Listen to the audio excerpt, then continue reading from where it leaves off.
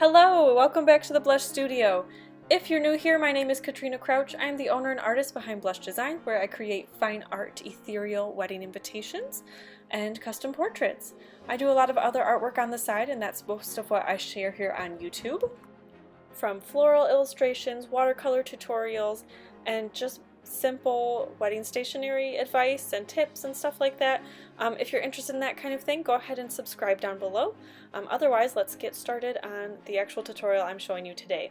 So as you can see, this is a portrait of a bride and groom. This couple got married back in September, and now I am just starting in November their portrait from their wedding photos. So that's one thing that I love about being able to do portraits and offer that to my couples, is that I get to reconnect with them after the wedding is over. So even though we usually get pretty close creating the paper goods for their wedding, after their wedding they don't really need to talk to their stationer anymore. So it's great to reconnect. We've usually established a friendship already, and so we just get to celebrate the fact that they're married now and just their love for each other.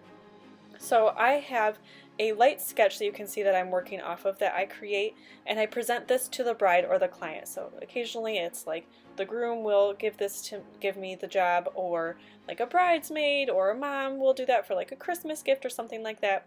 So I provide a light sketch, and then I present that to the client, see what they think, and make any changes. And then I go over that with a more detailed sketch in order to kind of capture all the details that I want to showcase the portrait. So in this case, especially with handmade paper, which is what I'm working on right now, you can tell by the deckled edge on the left side of the paper.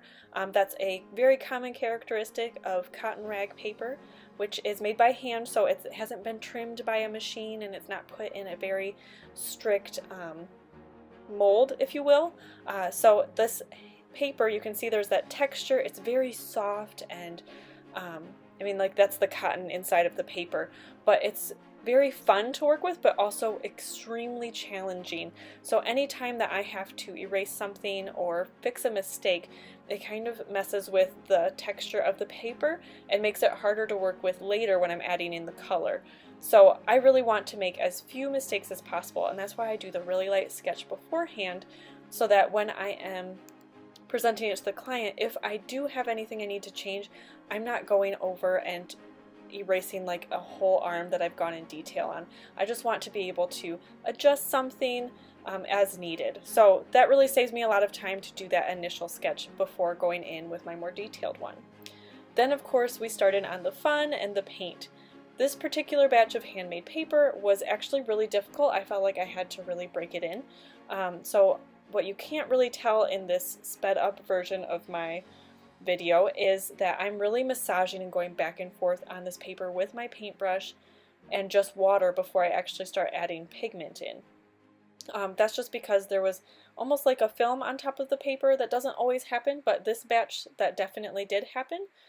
This paper is by Fabulous Fancy Pants, by the way. If you're interested, I'll have them linked down below. And one of the fun things about handmade paper is that every batch is different, but that can also be really frustrating when you get a new batch and it's just different than what you worked with in the past. So eventually I was able to really get the color to build up after, like I said, I broke through that initial layer. So I went through, I added an initial layer on everything, and now I'm going through with what's called a second pass. So a pass is just a fancy art term that means like a layer.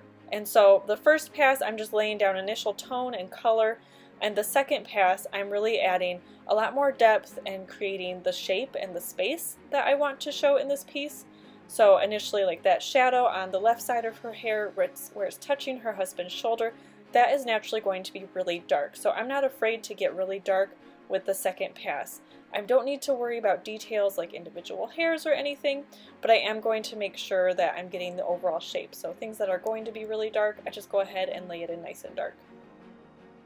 Each layer of paint will dry much, much lighter than it was when I first applied it. So you can see the shadow that I'm laying in on the dress, you'll hardly be able to see it once it dries. So keep that in mind if you're working with handmade paper, especially if you're working with cotton rag. The cotton in the paper really absorbs the pigment, and so you have to go over it with a number of layers. That's why my second pass, I tend to go in really bold and just really lay in that color. Especially with his beard in particular, you'll see that I'm going to go in number of times and just add layer after layer. The great news is that especially with his beard or her hair or like the veil, that really adds a lot of depth and dimension and makes it look really realistic and stunning. Another layer on his suit.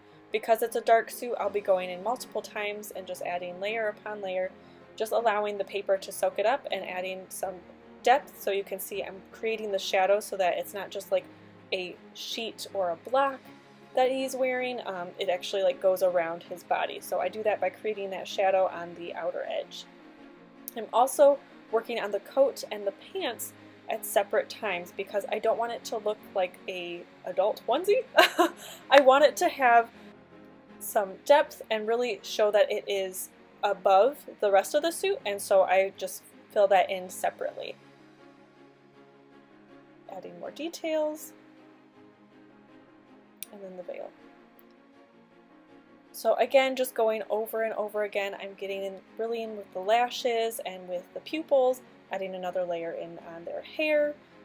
For my third and probably my final pass, I will probably go through again and add a few more details in just to make sure that it looks much more lifelike. But after I've laid down the first two passes, that's when I get to really have some fun and bring these two to life. While we're watching my pencil brush fly across the page, adding in those little details, I thought I'd share a little bit about how I create some depth in white. So the white of his shirt, as well as the bow and her dress, you really want to focus on the shadows. So I like to create a shadow like I'm doing right here, using a lighter version of colors that are surrounding the white itself.